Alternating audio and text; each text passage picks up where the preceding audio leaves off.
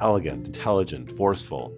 She's a gospel singer. I mean, who goes to Carnegie Hall, fills a whole place, and is also an investment banker? He's imaginative. He sees the future, not the past. One of Quadjo's endearing characteristics is status quo is an enemy and change is his friend. Chris is so electric, he probably needs someone to ground him. He's a natural leader. The more he gives, the more he seems to get. She just has the ultimate level of integrity. Her near obsession with the customer. She's not above doing any job, so she sets the example for the whole company. When you engage him, he has an intensity and joy about his theories, what he's doing, everything from business to art to music to education. People ask me, hey, Chris, you're pretty successful. Why are you successful? I go, because I've failed miserably. Because I've had some really, really, really bad days. And through the grace of God and friendship and sense of humor, I've been able to make my way through that, build those calluses, and move on. A very consistent theme about successful people. Make what you're working is what you're passionate about, and then you'll never be working. And then you'll achieve success and happiness on whatever terms that are important to you. And in the end, those are the only terms that matter.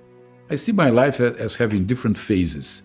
They happened once at a time without a kind of a long-term planning.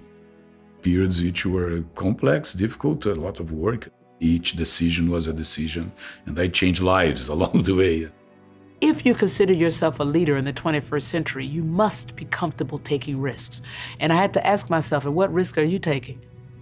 Maybe you got a little capacity to do something different. And very few times in my life have I felt like I was really in a comfort zone. I've always been in some kind of discomfort. You have to be nervous about everything that might hurt your business. And if you're not, there is something that you're really not seeing. Any business problem can be thought through and solved and dealt with. My mother really gave me, the confidence, whatever decision I wanted to make, and not be afraid of other people or be intimidated by other people. Both my parents were extremely ethical. In the Bible, there's a passage that my mom often quoted, and that was, one to whom much is given, much is also expected. And so how do you give back? I just knew that to be an honorable and decent person, to be a Christian person, was to help others on their journey. My father always impressed upon me how our basic proposition for making the difference in the world is giving everybody an opportunity to improve their financial life. Because if you have the financial life that you want, a lot of other good things can follow. I've been fortunate enough to do well financially and economically. I've been able to be involved in a lot of nonprofit organizations and actually be able to give my time, my treasure, and my talent, the three things all of us have that we can offer to the greater good.